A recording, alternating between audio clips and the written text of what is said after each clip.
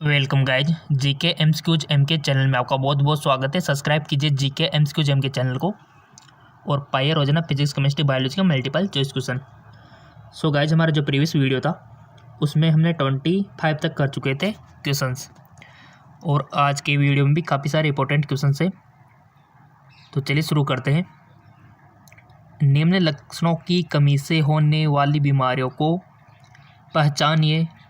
हड्डी की कमी, हड्डियों का पतला होना, दांतों की परेशानी, हस्तीभंग को बढ़ाना।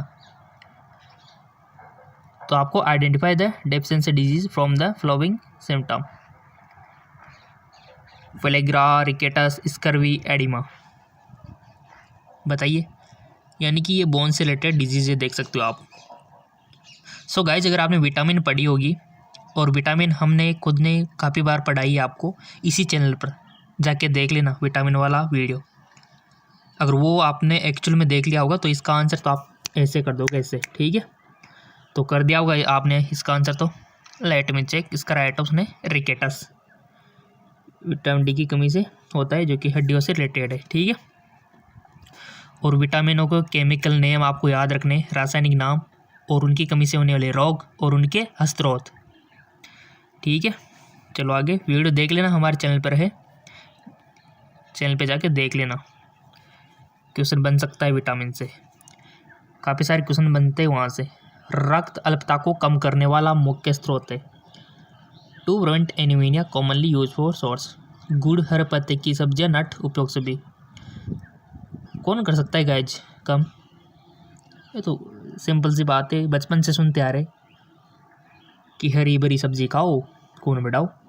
तो आ गया होगा आपको उपयोग सभी, यानी कि हरी पत्ती वाली सब्जियों भी ठीक है, गुड़ भी ठीक है, नट भी ठीक है, बट हरी सब्जियों में क्या है, आयरन ज़्यादा होता है, जो कि रक्त को बढ़ाने में मदद करता है। जी हाँ बिल्कुल, पालक हो गया, मेथी हो गई, ठीक है। तो ये रक्त अल्पता को कम करने वाले, यानी कि एनीमिया को कम करने वाले। तो हर एक तो ये तो है सही, गुड़ भी ठीक है, नट भी ठीक है, तो यहाँ पर उपयोग सभी करना ठीक है, ठीक है।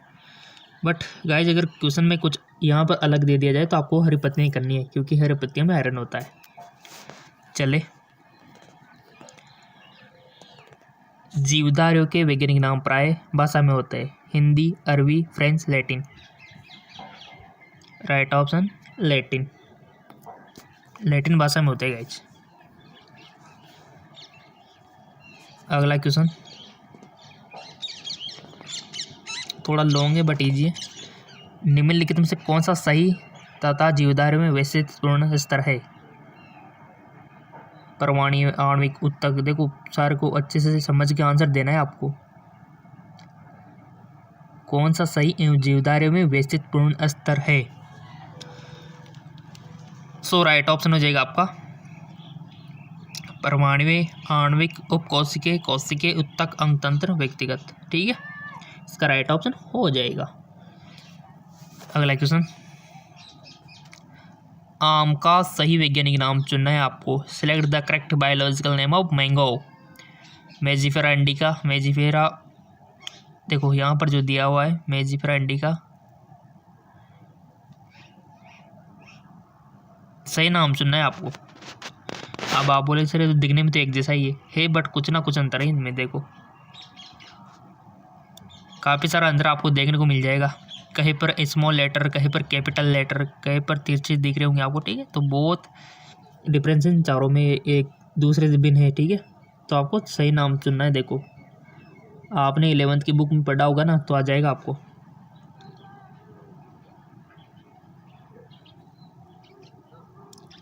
सो राइट ऑप्शन हो जाएगा आपका मेजिफेरा इंडिका, ठीक है। मेजिफेरा इंडिका इसका राइट ऑप्शन हो जाएगा। चलो कौन सा वाला जाएगा आप यहाँ पर देख सकते हो, स्मॉल लेटर में होना चाहिए। नेक्स्ट,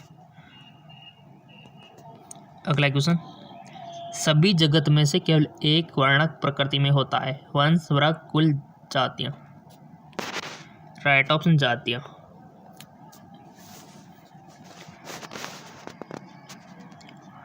पांच जगत वर्गीकरण में प्रोकैरियोटिक को सभी जगत में से रखा गया है।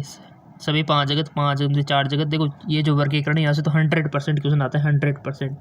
100 क्या 101% मानो आप तो। सो आपके 11th में जो वर्गीकरण है, 5 जगत वर्गीकरण, जंतुओं का वर्गीकरण, उसको इजीली देख लेना।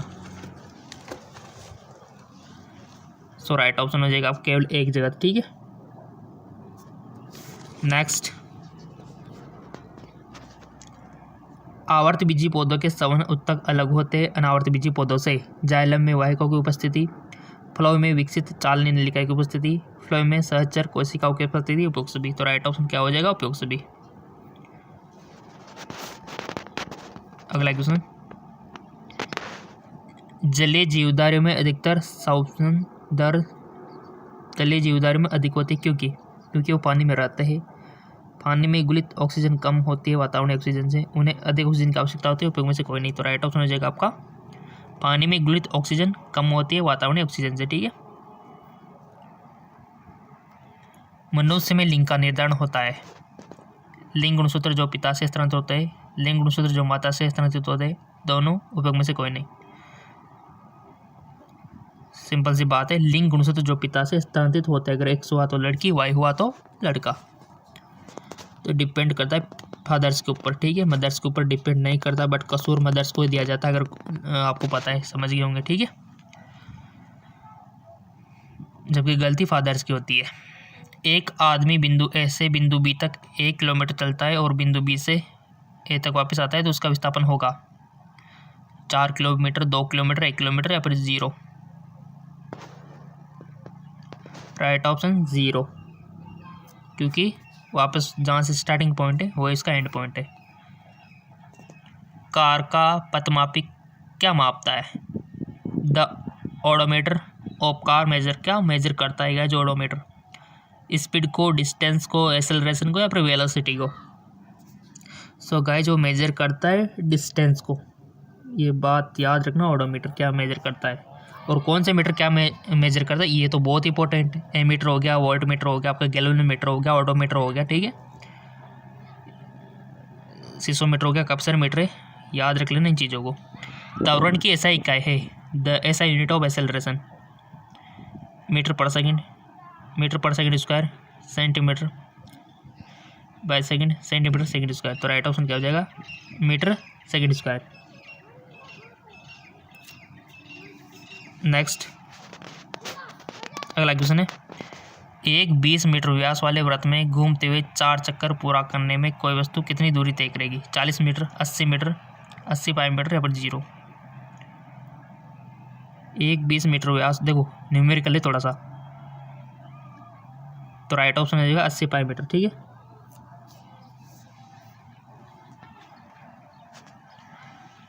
एक स्कूटर 36 मीटर पर सेकंड स्क्वायर के त्वरण से 1 सेकंड में कितनी दूरी तय करेगा? 72 मीटर, 36, 18, 9।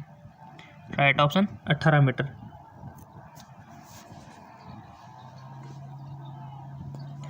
ऊपर रखे टंकी में भरा पानी कितनी ऊर्जा रखता है? कोई ऊर्जा नहीं, गतिज ऊर्जा, स्थितिज ऊर्जा, स्थितिज ऊर्जा दोनों। राइट ऑप्शन स्थितिज ऊर्जा।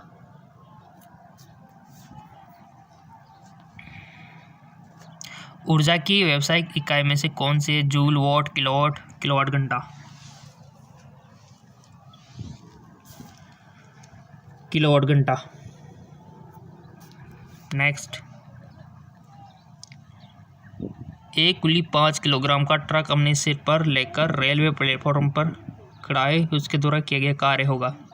कोई भी वस्तु है 5 किलोग्राम की जो अपने सिर पर लेकर प्लेटफॉर्म पर खड़ा है, तो उसके द्वारा किया गया कार्य होगा धनात्मक, ऋणात्मक, शून्य या फिर अपरिभाषित। सो गाइस, जो होगा उसका 0 लेके खड़ा है, क्योंकि कोई विस्थापन वहाँ पर नहीं हुआ है।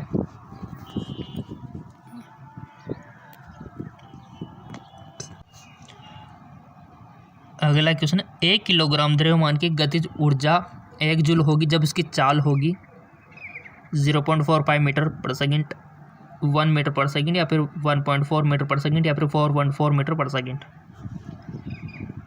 आराम से कर सकते हो, वीडियो को पॉज करके भी आप इसका आंसर निकालने की कोशिश कर सकते हो, अगर आप में क्यूरियोसिटी है इसको करने की, न्यूमेरिकल को करने की। राइट ऑप्शन हो जाएगा 1.4 मीटर पर सेकंड, 1.4 मीटर पर सेकंड इसका राइट ऑप्शन हो जाएगा। यही आपका आंसर आएगा, देख लेना। ठीक है, और हाँ गाइज, कल का जो वीडियो था ना, उसमें एक क्वेश्चन था, आपके कमेंट आए थे सर जड़ वाला। ठीक है, यानी कि आलू पटेटो। क्वेश्चन नंबर 23, कल का वीडियो देख लेना अगर पता नहीं तो, अगर बहुत सारों ने देखा होगा तो पता होगा, याद आ गया, ठीक है। क्वेश्चन नंबर 23 वाला, कमेंट सब पढ़ते, कोई दिक्कत वाली बात नहीं, देखो आपके सारी बातें हमको रखनी पड़ती है ध्यान, ठीक है। क्वेश्चन नंबर 23 में कल ये बात हुई थी कि आलू जो होता है, पटेटो जो होता है कि वह जड़ है, ठीक है, ये उसमें लिखा हुआ था, बट वो क्वेश्चन नंबर 23 है ना, वो रॉन्ग, गलत है, ठीक है। हाँ सही बात है, वो गलती है, और आपने कमेंट भी किया, बहुत बहुत धन्यवाद आपको। वो जड़ नहीं होता गाइस, वो तना होता है, क्योंकि आलू क्या है, तने का है तो रूपांतरण है, ठीक है। तो आपका जो पटेटो है वो स्टेम यानी कि तने का रूपांतरण है, ठीक है ना। तो ऐसे क्वेश्चन बता दिया करो, बहुत बहुत धन्यवाद। कोई भी मिस प्रिंट हो जाता है तो, और आपने नोटिस की ये बात, तो इसका मतलब आप बहुत ही ध्यानपूर्वक देख रहे हो, तो अच्छी बात है। क्वेश्चन नंबर 23 वाला कल का, ठीक है।